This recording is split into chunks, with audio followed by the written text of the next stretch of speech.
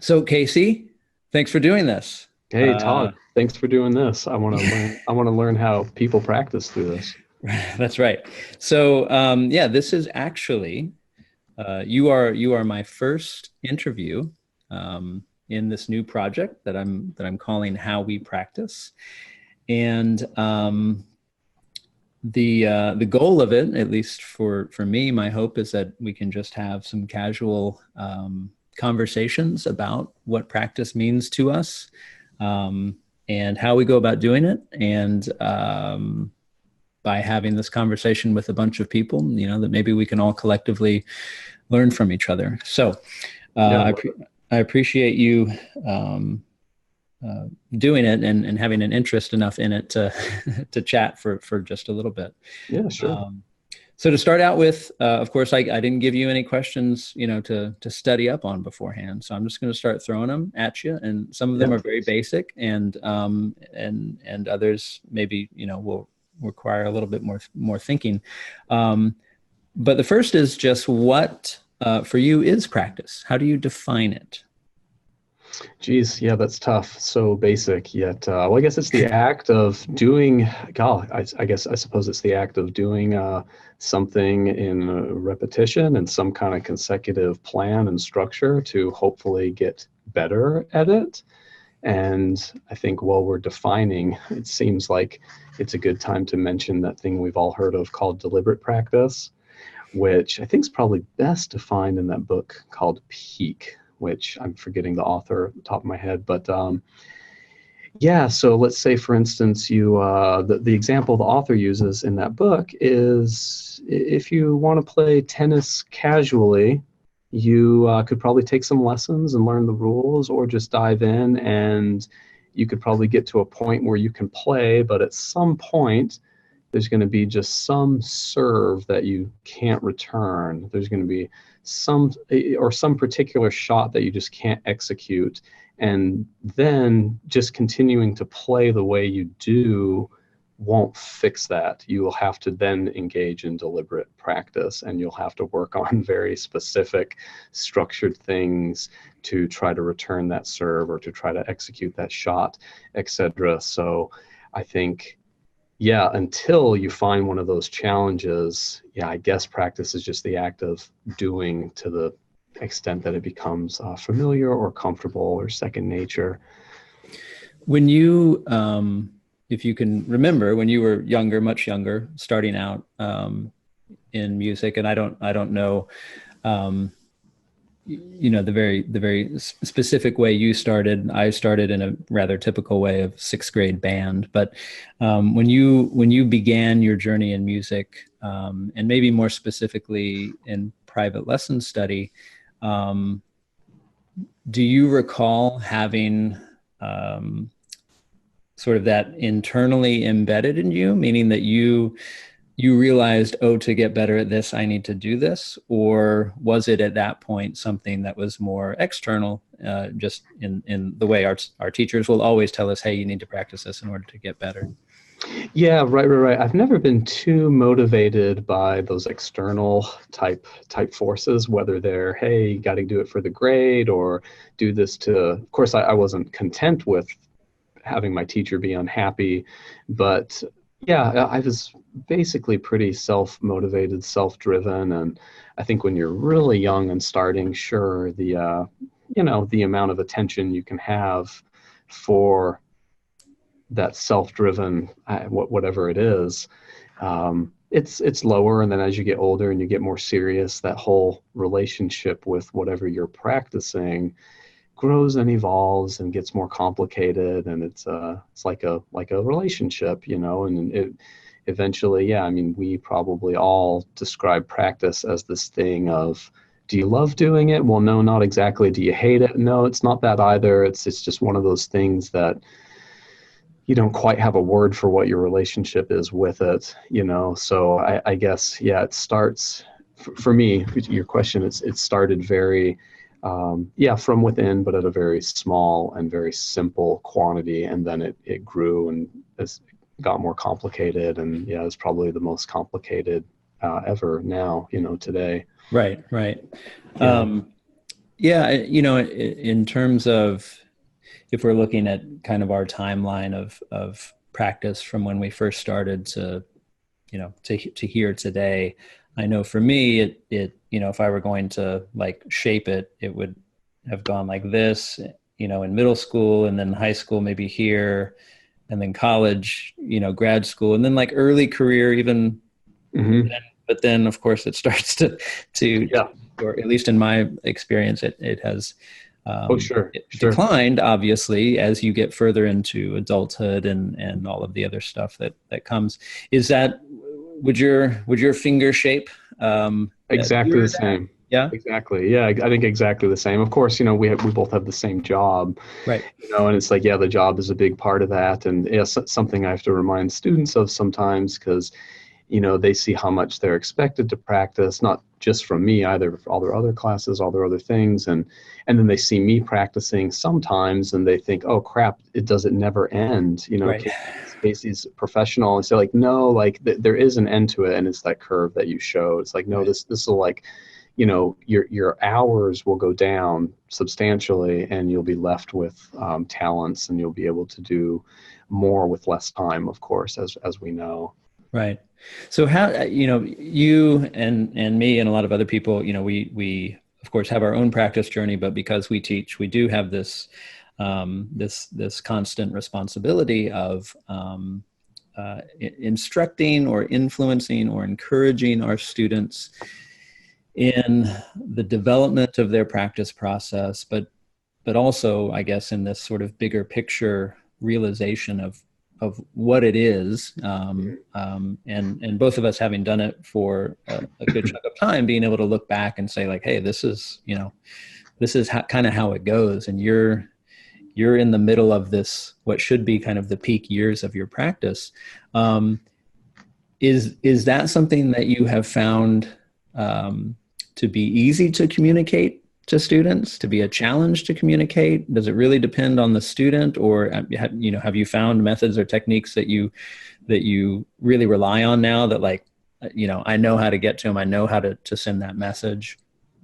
Yeah, that's a really good and difficult question because it does vary from student to student. And I think if I can, kind of refer to what academics and professional teachers like ourselves often, I almost think we try to talk about it too much. Mm-hmm. It's very popular right now to say things like, it's not about how much you practice, it's about how you practice. And it's not about how many hours, but what you do efficiently and effectively.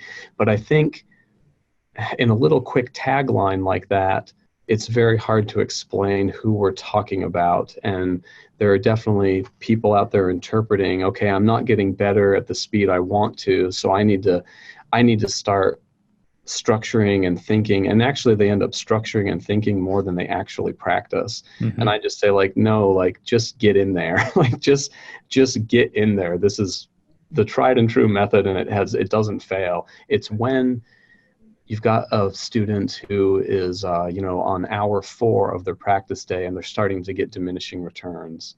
But I think a problem we have is that student is listening to this message of don't practice harder, practice smarter. Meanwhile, the student that can't keep themselves in the practice room for 10 minutes is also hearing the message, hey, don't practice more, practice smarter. It's like, no, those of you who can't get 10 minutes, we're not talking to you.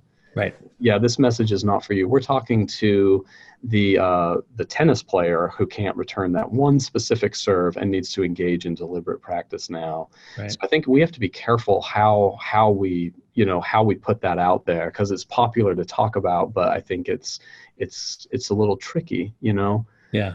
Yeah. So yeah, it's how you engage in deliberate practice that is when that smarter thing comes in there. But for most people, I really think it is, oh, you're working on this piece, just get in there. Let's see how Yeah. that goes. Get in there and stay in there and try to make it better. And it's tricky to prescribe a very, very specific method in my experience, because everyone is different. And I worry sometimes if you, especially in these tender years education, if you prescribe something very, very specific, they might miss their specific method.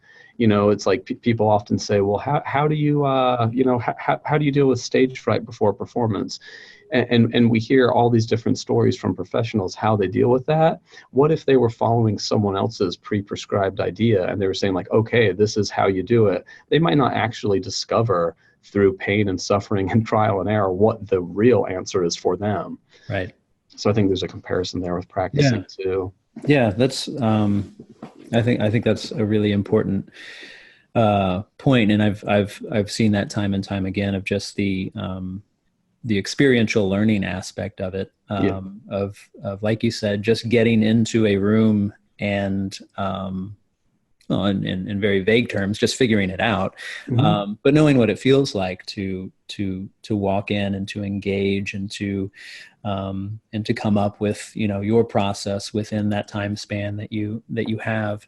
Um, have you ever had a student or seen a colleague or anyone in the professional world, not even necessarily percussion, but otherwise, um, have you seen people who perhaps haven't practiced as much or had to practice as much be able, and I'm not sort of, teeing up something for you to say like, well, of course not. Everybody has to practice. This isn't a Right, soft right. question, but have you actually come across people who maybe haven't engaged in this practice process as much as we all say that you have to, and have still had success in a performance career, in a music career?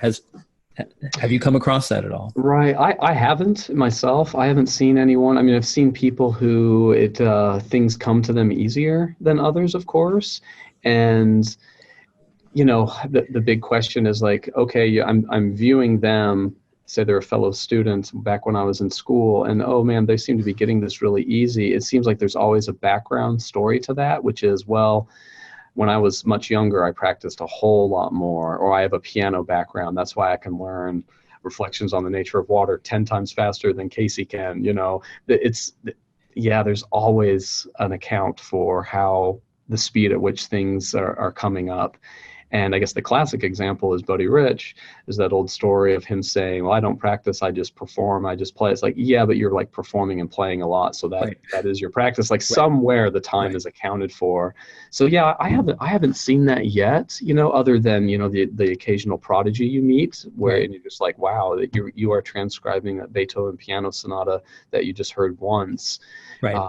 Yeah, aside from that, no, I've never encountered this practice phenomenon like that.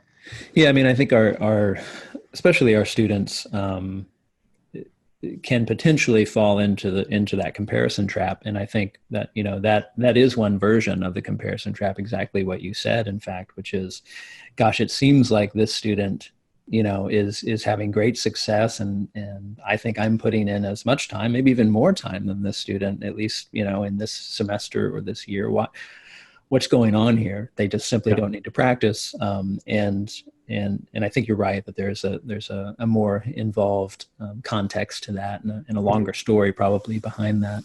And of course, I think, that there is a time, of course, students say all the time, I'm putting in a lot of time on this. And you say, well, how much time? And if they tell you and you concur, oh, yeah, that is a lot of time. Let's talk about how you're doing this. And then of course, you want to engage in that conversation of, let me try to help you practice smarter.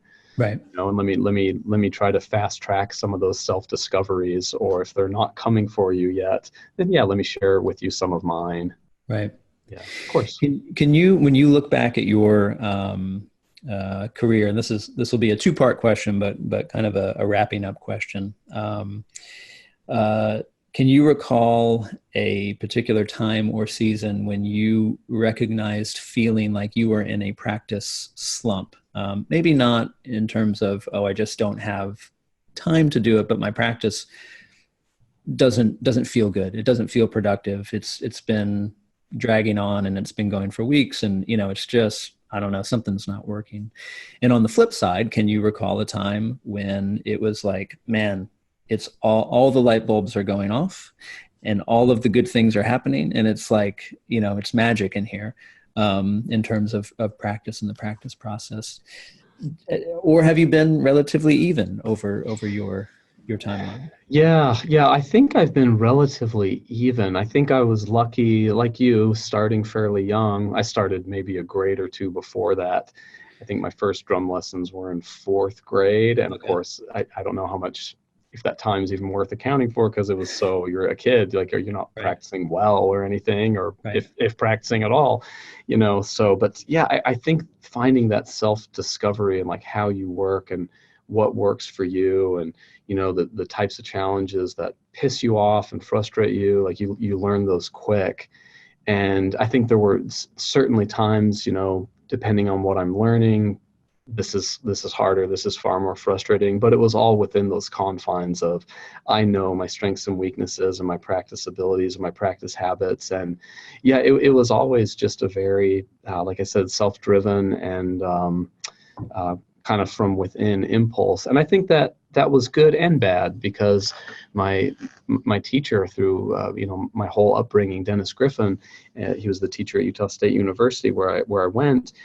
He he thought, okay, Casey's a great player and he writes this music and he does these things and it's all good things, but man, I can't get him to do what I'm asking him to do. So it was kind of a trade-off for him. So I think he was happy with me, but also sometimes very frustrated. Right. Yeah, it's like, I didn't learn this piece, but hey, I did this whole other thing. And of course that leaves me with very, tangible holes going into grad school. It's like there are very clear holes that were costs of the strengths I developed.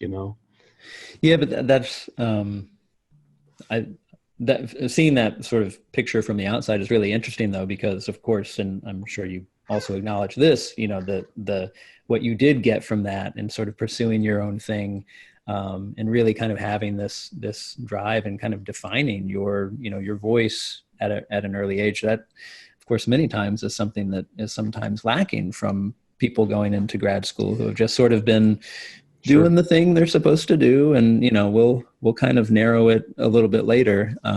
Sure. Sure. So I guess is beneficial at the same time. Yeah, one I would describe mine as a little off path, but not so off path that it wasn't able to merge back within the path. Right. Right. When it came time to, okay, I'm in grad school and my teacher's disappointed with how few orchestral excerpts I know. Oh, okay, but the pursued path before wasn't so Right. unrelated that I couldn't sneak back in and do that, and now I can continue to teach it. So of course you want to tell students, yeah, you want to be your own voice and you want to find your own niche and things, but it has to be within kind of a margin Right. of usefulness. Right. Okay, and then final question. What are you, if anything, currently practicing? Yeah, right. So we just finished, I guess I'll tell you, the last thing I practiced was player 2 of the Lou Harrison Quartet. We played that last night, Stanton Wow. Music Festival, and with my good colleagues, Ejin Fong at UVA Right. and Brian Smith from Texas, and my colleague here, Eric Genovan. And before that, we did Crumb Night Music with that same group, and Wow. was just a blast. So that's what I practiced most recently. And other than that, I'm practicing the audition music that I'm making my students play for tomorrow. Tomorrow, yes. And that's it. So other than that, I'm just writing some music. Excellent. Cool. Casey, thank you so much. This has been Yeah, really great. I appreciate the conversation. This is kind of the point of keeping it relatively short and sweet. And I love all the thoughts, and I'm sure people are going to love hearing from you as well. yeah. Likewise. Thanks so much for the series. I'll look forward to, I'll be watching every episode.